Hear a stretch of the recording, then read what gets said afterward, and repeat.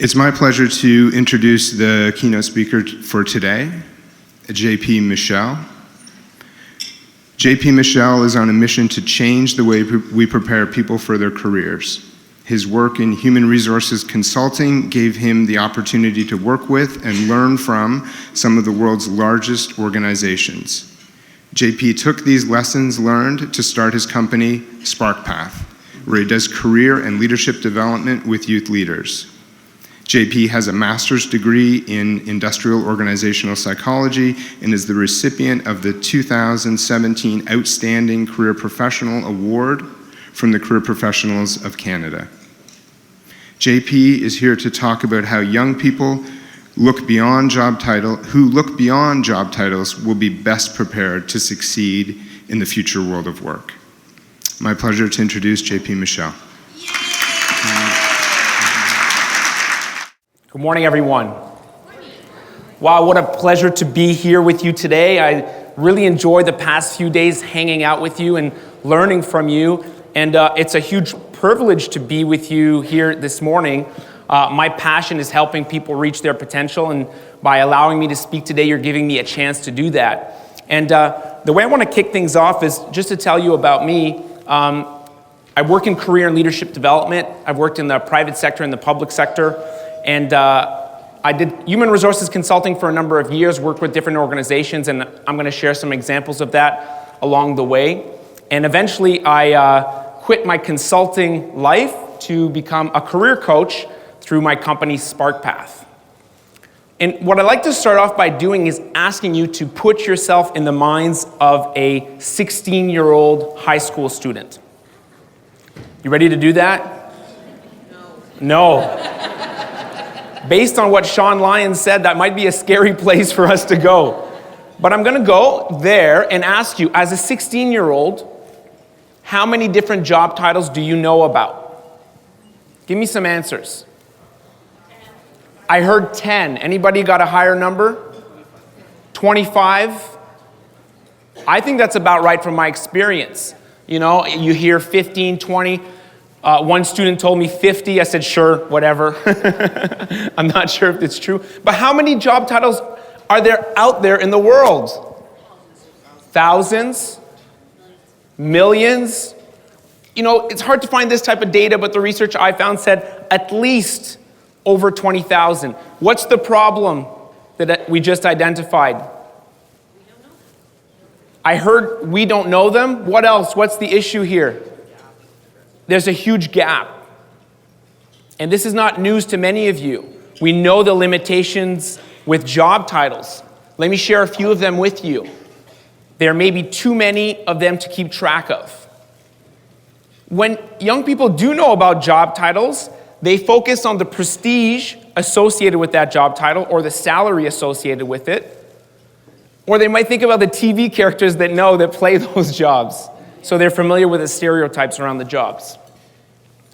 Other problems, job titles are going to change. Some jobs don't exist yet. And job descriptions are increasingly hard to create. Why would I say that? The job titles are increasingly hard to create. I'm looking for your input. The job itself is ever-changing because we're in an ever-changing work environment. Thanks for sharing that. I agree with you completely. I worked with a biotechnology company called Biogen, and they asked our consulting company to come help them make what's called a competency profile. A lot of you have seen and used competency profiles. They are a way to describe what success looks like in a role. Well, if what you said is true, that the job is changing quite quickly, competency profiles are becoming harder and harder to work on. But one thing that people had in common at this company is that they were focused on problems to solve, challenges to meet, and opportunities to take advantage of, no matter the role. A lot of the people who work here were medically trained doctors who had a technical expertise and were now doing research, which is not something you'd expect right away from thinking about what doctors do. So when good companies build great competency profiles, they look somewhat like this. This is a template from Development Dimensions International, a company I worked for, and this is what they call a success profile. You'll be familiar with many of the elements here. Let me walk you through them. What's the knowledge required to be successful in this job? This is what people know. Next, at the bottom left, what's the experience required? What should people have done prior to taking on the role? Competencies on the top right, what can people do? Some of our language, we use the word skills when we think about this. And then on the bottom right, personal attributes. This is around people's motivations. What will they do based on how they're wired? This is the least developable component of the success profile. It's more intrinsic. What I've seen in my experience consulting is that companies typically hire for the left side of the profile, the knowledge and the experience, and they typically fire for the right side of the profile, right? What do you think about that?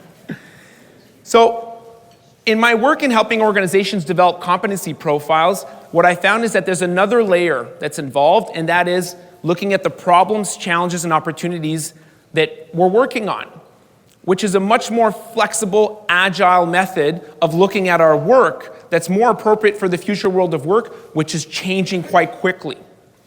So the insight I had was, well, what if we put aside job titles for a moment in the context of career development and instead focused on the problems, challenges, and opportunities? Let me tell you what I mean by problems, challenges, and opportunities. I keep using that. Let me give you some examples. One example would be to use science to develop new technology. Biogen does that in the context of neurological disorders. So they're developing new drugs to help people have a higher quality of life. I like using the terminology, how can we? How can we, and then you've got the challenge. So let me do it that way. How can we create a more peaceful world? How can we develop software to enhance services? How can we celebrate different cultures? All sorts of great opportunities to work on. Typically, we don't think about these opportunities first. Typically, we think about high school courses when we think about coaching someone. So I spoke to so many of you this week and asked, do you do one-on-one work with students? And a lot of you do. And what's fun is that a lot of you shared with me that it's the part of your work that lights you up the most. And I can really connect with that because I feel the same way. So what we see sometimes in schools is that we coach people by starting out with high school courses. Let's do it this way. Stephanie, you're good in math. So one thing you could study at the college or university level is accounting. Now, a job for somebody who's studying accounting is an accountant, and you could work for a firm of accountants. And then eventually Stephanie starts working, she's 25, 27, and she starts really figuring out what's the problem we're trying to solve? What's the challenge that we're trying to meet? So maybe for an accountant, she's trying to make her clients more fiscally transparent. Maybe she's helping them collect better financial data so they can make better decisions. But she's learned that at the age of 25, 27. My idea is that what if we went with the hypothesis that these kids are smart and we showed them the challenges right away? Then we work backwards to figure out, now that you found a challenge that resonates with you, find companies that are working on that. Look at who's working there. What are the jobs that they're in now? What did they study to get there? And then start picking what you'd like to study. It's a different approach, right? We're looking at flipping the model that we're in currently. So the way that I get students engaged in this topic is through what I call a challenge face-off. What does this remind you of? Hockey, NHL. When I was working in the US, they didn't think about hockey right away, right? They thought about other sports. But that's what I'm doing. It's a playoff bracket. Yeah, they thought about the NCAA March Madness bracket, exactly. So I asked them to make very tough decisions. I say, what's more important, challenge 1 or challenge 2? I'm going to ask you to do the same thing this morning. You're going to have to make a bold choice.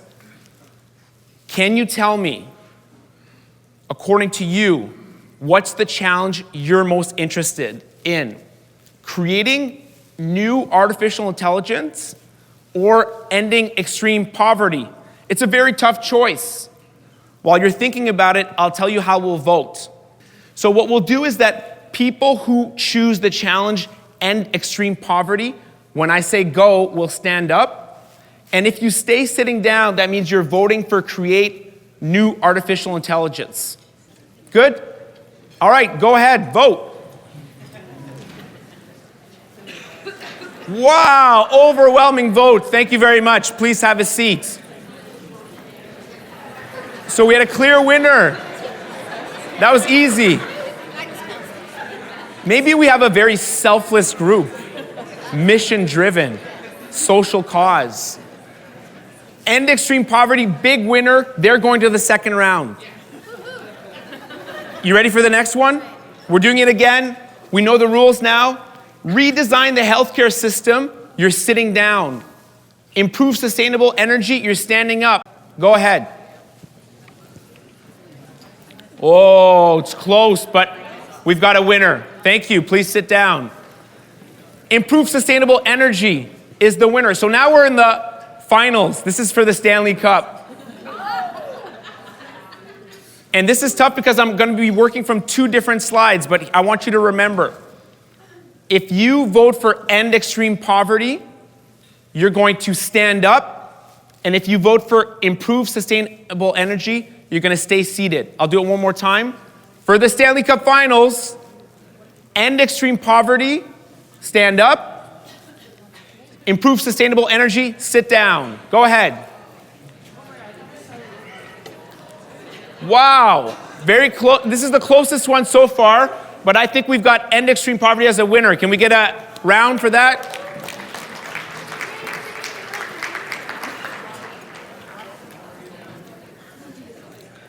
Thank you for your participation, your energy. I appreciate that.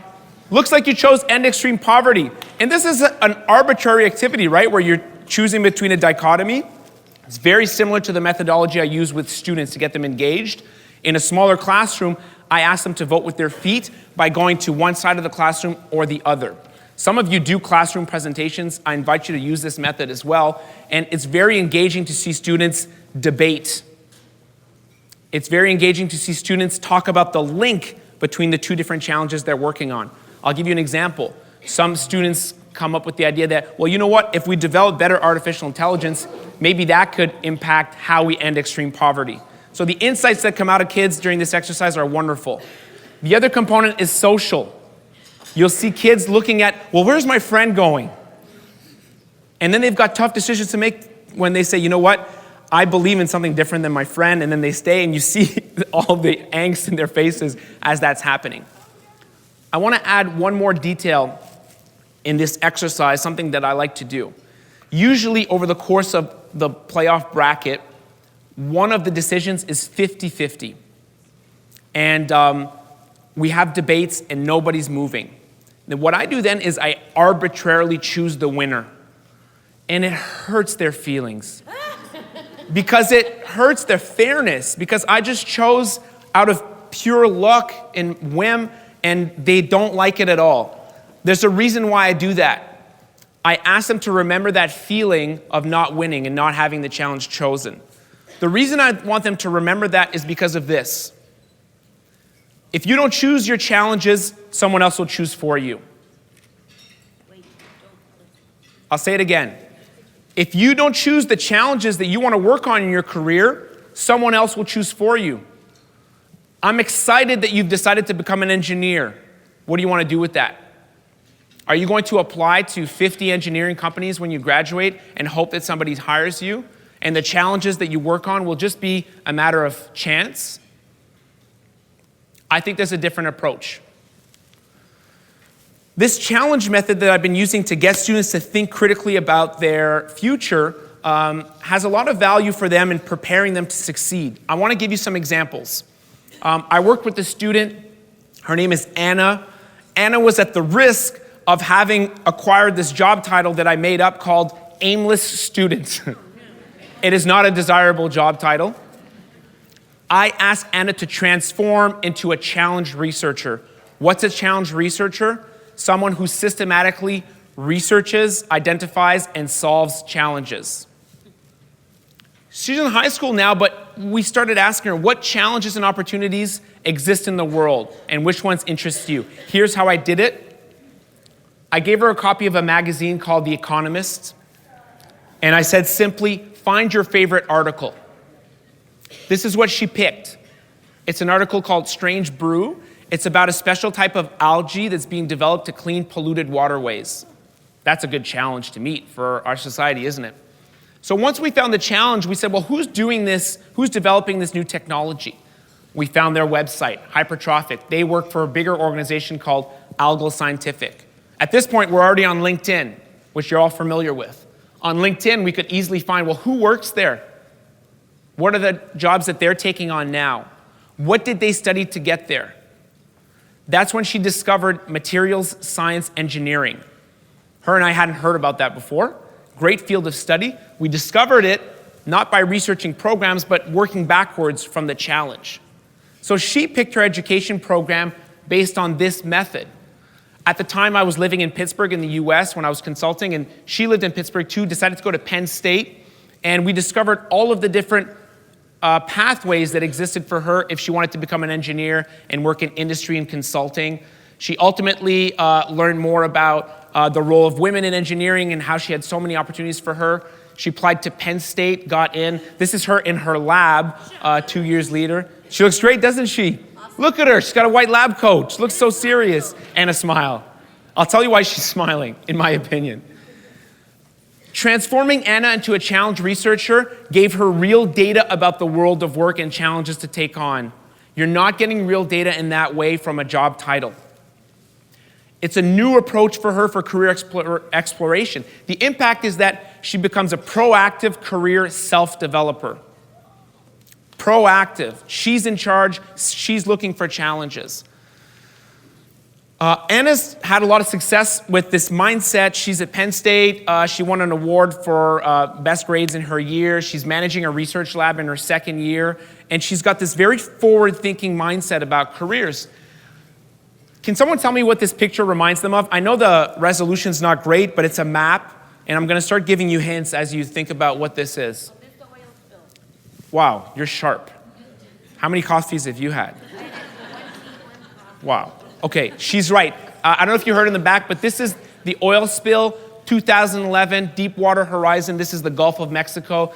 The gray dots are the impact.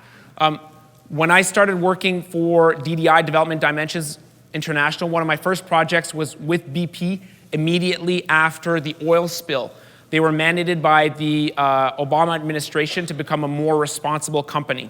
So the challenge they were trying to solve is how can we become a safer company? One of the ways they were doing that through our work was to build more accurate success profiles that took into account safety competencies. If I was BP, I'd want to hire Anna. This is the type of person I'd want in my organization.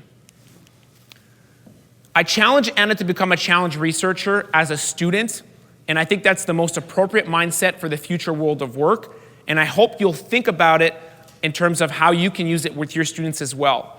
I want to give you an example for why this mindset is not just appropriate for students, but for others as well. This is another example. Marco, architecture graduate. Here's his bad job title he was at risk of. Self-interested job applicants. Not a desirable title either. I said, Marco, you need to become a challenge researcher. Marco was an architecture graduate.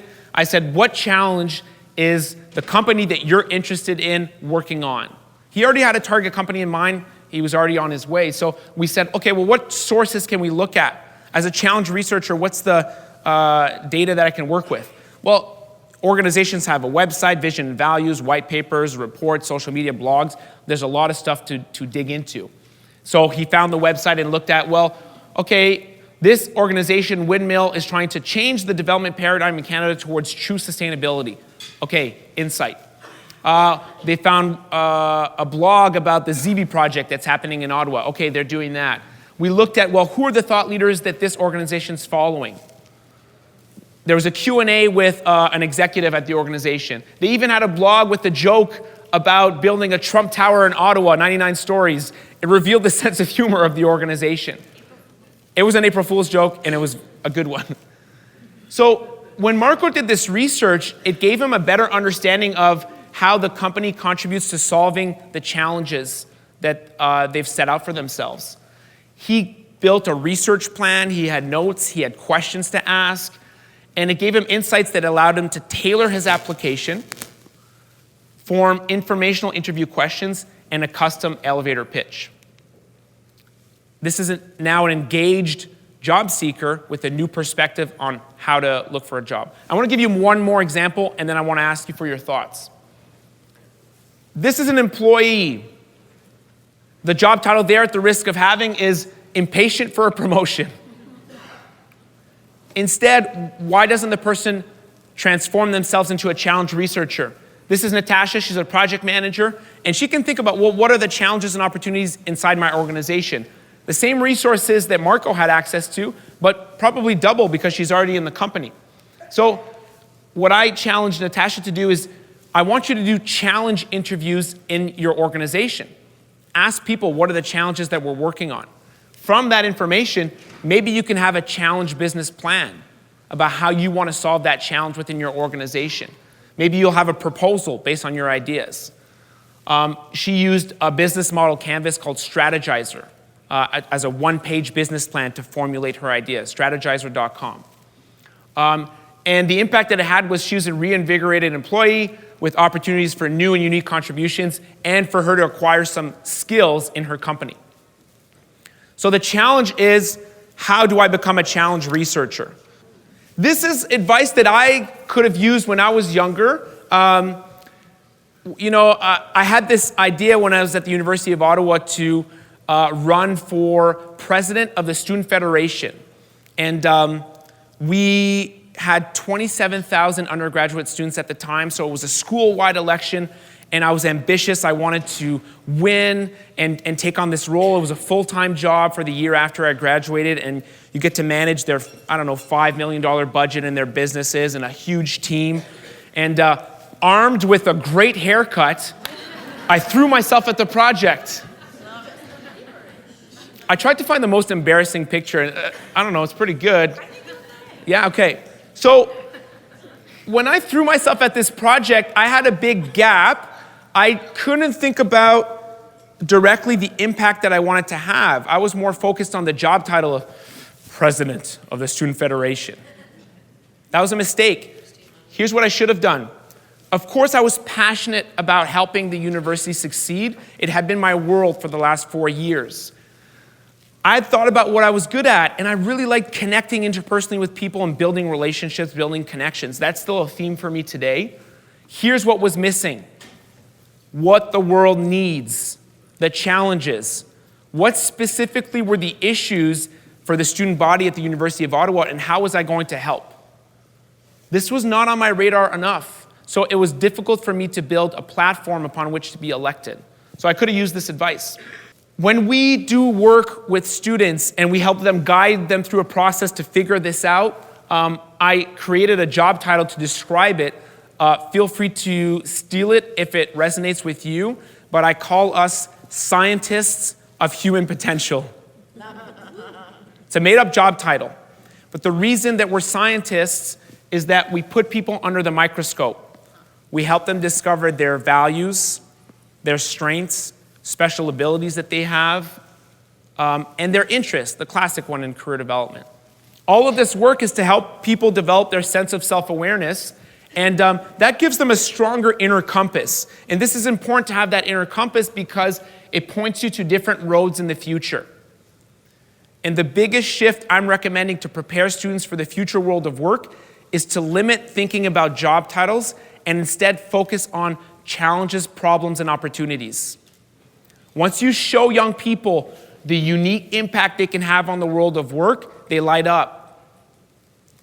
The next step is connecting them with people along that route that are already working on those challenges. They're the experts that will share with them, here's how I got here. Here are the options for what you can study. Here's what you need to do to get ready to work on this challenge. And the last part, the bridge between who they are and what they want to do, that's an education program or a skilled training of some sort. I don't know about you, but in my experience, our field is quite strong at helping put people under the microscope. We also make the bridge for students and show them, here are so many options for where you can succeed.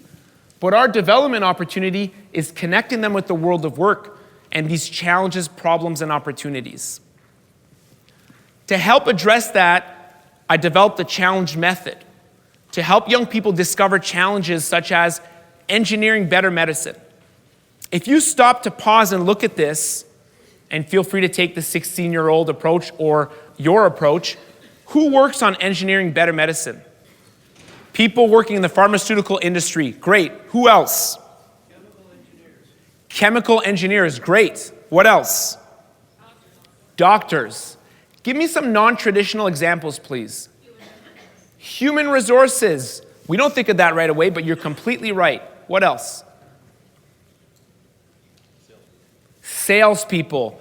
Wow, what an undersold, pardon the pun, job for the future world of work. We need people that can help others understand what they need and give them solutions to their problems. There are people in sales here. There are managers, there are leaders, there are lab technicians, there are graphic designers. So there are so many different contributions people can make according to their challenge. And I took a button this week that says, what's your superpower? Yes. Yeah. If you can get young people to discover their superpowers through that microscope and that lens, you can then find out, well, how does your superpower contribute to solving this challenge? And the conversations that come from that are fascinating. Once they figure out a challenge they want to work on, maybe they want to start sharing that around their environment. And in their world, sharing often occurs on social media. And if you ask young people, what would happen if you shared the challenges that you want to work on social media, eventually they think of the possibility that, well, maybe someone who's working on this challenge could help me learn about the challenge, find out what I need to do to be ready to do it. And that connects us with what we know in our world to be informational interviews. Another way to describe it is just having a coffee with someone or talking with someone. I chose the picture of Road to Employment, which is a group that's been talking about informational interviews and sharing guides with students about how they can do them. This is imagine a powerful 15 or 30-minute conversation between a student and a professional. I facilitate this as part of my career coaching work, and I love to push students to dream boldly about who they can speak to. For example, I had a student that told me they wanted to design shoes at Nike. I found someone on LinkedIn who designed shoes at Nike. I asked for a conversation. We had it. Amazing conversation. Can you tell me what's in it for the professionals who have these conversations with our 16-year-old students? Recruit them. Maybe they want to recruit them one day. That actually happens. Yes, I believe in that. What else is in it for them? Okay, great. Maybe the 16-year-old is going to buy into the business and buy the shoes. What else is in it? New ideas that maybe they didn't think of from the 16-year-old? I like that. Yeah, new ideas that they didn't think from the 16-year-old. Yes, sir. People are proud of what they do and they'd like to share about it. Absolutely. People are proud of what they do and they want to talk about it. It's rare that you get a chance to say, I appreciate what you do. I'd like to learn more. Can you tell me how you got there? And people like talking about that. It's engaging. I'll add another reason. If you ask people what they want to do, almost everyone says, I want to help others. But it's rare that you get a chance to do that in your work day to day. We get to do it, a lot of us, but others don't get to do it as much as we do. And you can think about how much this work lights you up. It also lights up other people. So by me emailing the person at Nike saying, you've got a chance to help someone, I'm giving that person an opportunity to have a great feeling of helping someone else. So it's a different way of looking at it. Does everyone get back to me when I reach out to them for informational interviews? No, not necessarily. But the people who do are people I want to connect with. I had a student ask me, I want to know how the medical marijuana industry is going to change our Canadian healthcare system. So I messaged the CEO of a medical marijuana company so that we can meet with him. So you can imagine what the kid felt when we walked into his office and we had this ambitious, dynamic CEO talking about what he did. Quite inspiring opportunity. Once you meet with someone, you're going to generate great ideas for what you can study, programs of study. And what I encourage challenge researchers to do is to name their program of study. What do I mean by that? Maybe you'll tell people, I'm studying biology and robotics so that I can find ways for us to develop the microbiome so that people can have healthier guts. That was a long-winded answer for what are you studying. But instead of being confined to one program of study, maybe students can start thinking about their studies in the context of the challenges that they're trying to work on. And there's an assumption here that I should mention that I'm sure all of you have already started thinking about. Kids are going to work on several different challenges over the course of their careers. We're assuming change. The challenge method is not about committing to one challenge for the rest of your life. It's about forming a hypothesis so that you've got a critical perspective when you're going into schools. The message that I'm sharing with kids through this entire process is that the world needs you. Why? There are challenges, problems, and opportunities everywhere. There are hiring managers that are desperate and they're looking for you to come make a contribution. Now, I got to explain this because this is a very different message than what kids are hearing right now. Sean Lyons said it well when he said they're fearful and trembling at the moment. And it's true that they have less independence, they have more anxiety. We're pushing them towards academic instead of work. They're working less than they were 20 years ago, part-time jobs. And here's what they have to look forward to.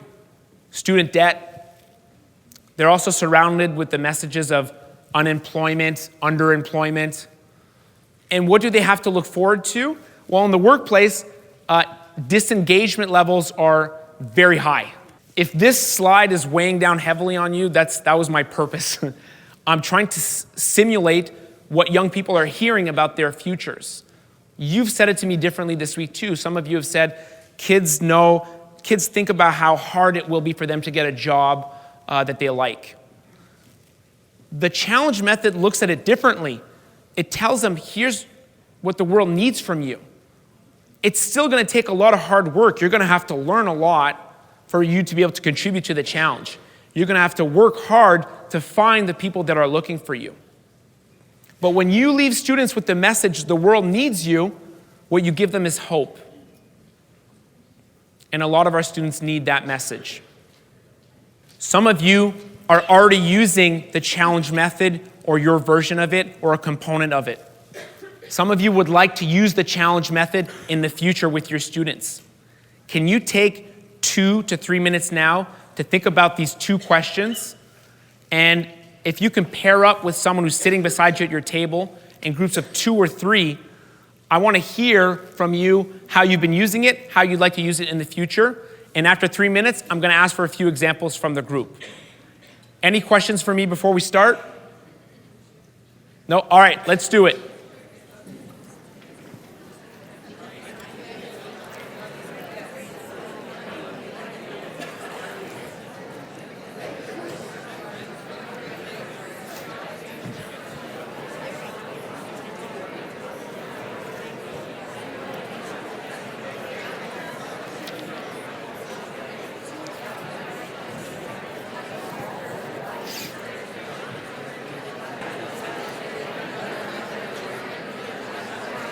At my table, people are very excited. Oh, good. I love it. Great. Thank you. Thank you, Jackie. All right, so I'm very curious as to what came out of your discussions. So I'm going to ask you to come back, and I'd love to have one example of someone who'd like to share maybe the answer to the second question. How would you like to use the challenge method in the future? The reason I'm asking is because I want to know how this aligns with the work that you're doing. So would someone be willing to tell me how you'd like to use the challenge method in the future? Oh, you have to be so brave in front of all your colleagues. Yes. We thought that it's a lengthier discussion to have with students as they're approaching the end of high school. So we thought maybe to introduce it even into the career studies. And then build that discussion so by the time they get to grade 12, they've already done that thing. Okay, I like that. So I'll repeat the comment for those who didn't hear it, but the idea of in grade 12 to start thinking about careers in this way, there are some disadvantages given the admission that, admissions that are coming for schools. Maybe it's something you want to do earlier in the process to get students thinking about the world of work differently. I like that. The youngest students I work with are in grade 10, grade 11, and parents often ask me, what can I do for my student that's in grade 6, grade 7, grade 8? And it's this mindset of helping them see the challenges, problems, and opportunities that exist in the world of work, because it's a very hopeful approach. And I want to tell you about the impact of these sessions because I've been doing presentations in high schools about the challenge method, and I've been helping to equip teachers and guidance counselors to do the same thing.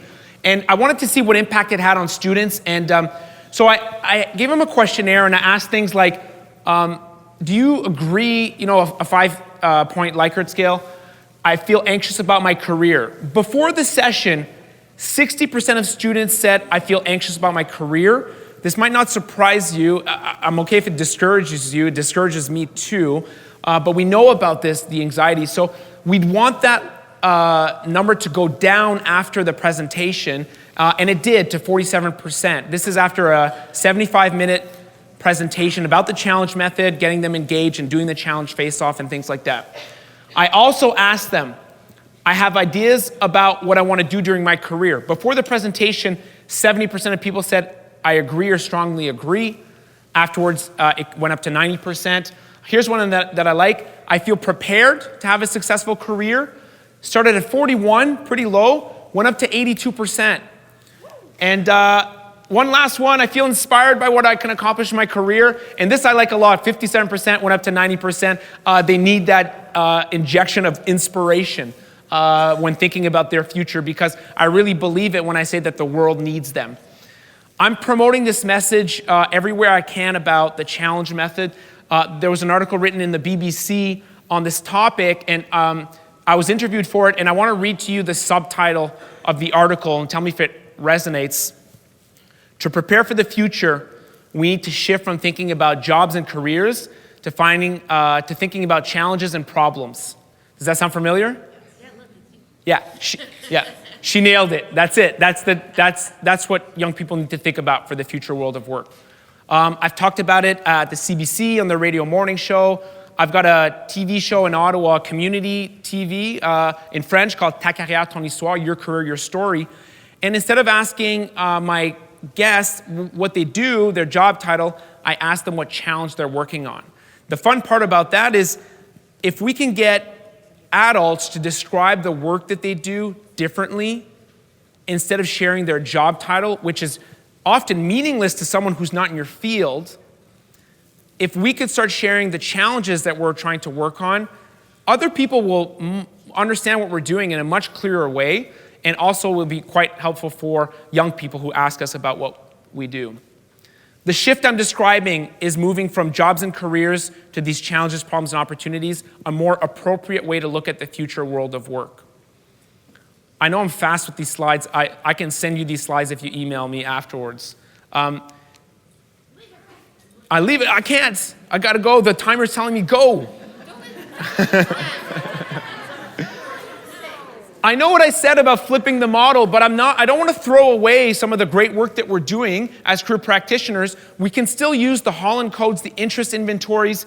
So a question we can use, okay, well, you came out as a realistic, realistic was your highest interest code. Well, how would a realistic profile contribute to this challenge? Remember Engineer Better Medicine? So many ways for you to work on that challenge. The narrative approach of storytelling has become very talked about and popular in careers. Well, we can ask people, what challenges have you worked on? Tell us that story. What challenges do you want to take on? What's the story that you want to write about your future? We also look to help people find meaning in their work. And people pick challenges that are meaningful to them. I was on this quest myself for meaningfulness, still looking for it. And part of my journey brought me to a small rural village in Cameroon. And I lived in this hut for 6 months, no running water, no electricity, very different style of life. And I learned a lot about cross-cultural communication, about a different way to live. And the work I was doing there was centered around helping schools to improve themselves. And I was a facilitator, not an expert coming in telling people what to do, but gathering people from different villages and getting them to talk about what do we need to do to improve our school system. What was very helpful to me in my work is identifying those challenges and those questions that we need to work on, because it's not always the first challenge that you think about, the obvious one. Sometimes you've got to dig deeper. This quote from Jamie Cassatt at Google inspired part of my approach. I'm going to read it to you. Don't ask kids what they want to be when they grow up. Ask them what problems they want to solve and what they need to learn to be able to do that. I love it because when we ask them what you want to be when you grow up, what's the answer? I don't know, or a job title. I don't like either of those answers. You're more than the job title. So when I read that, I was so excited. So I went to see my students, and I'm like, I'm thinking, what would happen if we purposefully prepared youth to solve the world's biggest challenges? Now I was excited. So I went to see the young people I was working with, and I was saying, what challenges do you want to solve? What do you think they said? They didn't know. We're not preparing them to think about the world of work that way. So I said, I got to do something. I started doing research about what are the challenges and opportunities that exist out there. If you Google the future of biology, you'll find so much information. That's what I did. I looked at all of the data, all of the future of, I looked at the experts, the blogs, the books, and I condensed my research into a deck of cards, which I call the challenge cards. The way I did this was through all of these books and resources. And I thought about, what if I Google challenges? And I found tons of lists of challenges and opportunities, and I put them together in a digestible way for young people to understand them. And plus, there's some pretty pictures too, which they like as well with colors. The result of that is it led me to finding out more challenges that exist. Here's a wonderful platform called Innocentive. It's called Innocentive because there's an incentive to solve these innovation challenges. This doesn't look very pretty as a website, but for those of you who are very innovative guidance counselors, this is a great resource if you Google the word Innocentive. Here's a list of paid challenges that people can solve. Companies outsource their innovation to anybody who can bid on them. If I had the opportunity to be a high school teacher for 1 year, I would teach the curriculum centered around the challenges. What do I mean by that? Some of these challenges are in the sciences, social sciences. I would frame the learning in the context of, here's the big problem we're trying to solve.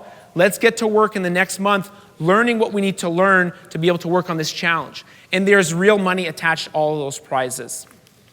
Companies are starting to think about this mindset to attract people. Syngenta is a large agricultural company. They have a competition called Thought for Food. Here's the challenge that they put out there. In the year 2050, how can we feed 9 billion people on planet Earth? Huge challenge, great challenge. They do a competition in universities across the world. All right, let's get to yes, but. Right? Because it sounds great, but there's a lot of yes, buts. And I came up with my own list of yes, buts, but you might have your own yes, but. The first yes, but. Wow, Anna's such a smart student. Of course she's going to thrive in the challenge method. What about students who aren't as academically developed as she is? I don't know if that was not a good expression, but interested in school, okay? I worked with too many executives with a high school education to believe in that myth. That these people were able to go to the world of work and systematically find challenges, and they were the ambitious personality types who wanted to work on bigger and bigger challenges, which led them to having very important roles in companies. You might say, well, you know what? Somebody who's going to take on a skilled trade won't think about these big picture ideas. It's not just these big picture questions. The 4 challenges that I got you to vote on, they're aligned with big world challenges. But really, this approach is about a mindset where you break down challenges. You remember Marco, the architecture graduate? Sure, he found out, well, what's the architecture field trying to do? What's this company trying to do?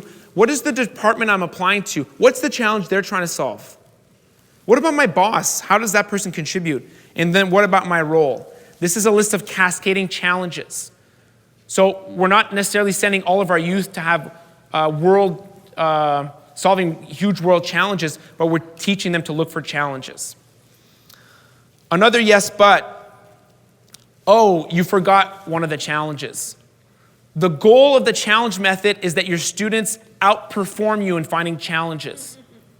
The goal is that they come up with challenges that you haven't thought about yet, because that means they've adopted the mindset and that they get it. Identifying the challenges, you might think, oh, I don't want to be wrong here. I don't want to make a mistake. It's not about predicting the future labor market, but it's adopting a stance, a more agile stance, where you can constantly adapt to the changing labor market. You've got a huge opportunity in front of you as someone who works with students. As a scientist of human potential, you can help transform students into challenge researchers and prepare them for the future world of work. If we can let go of this question, what do you want to be when you grow up, we can liberate them to find problems to work on and to become challenge researchers.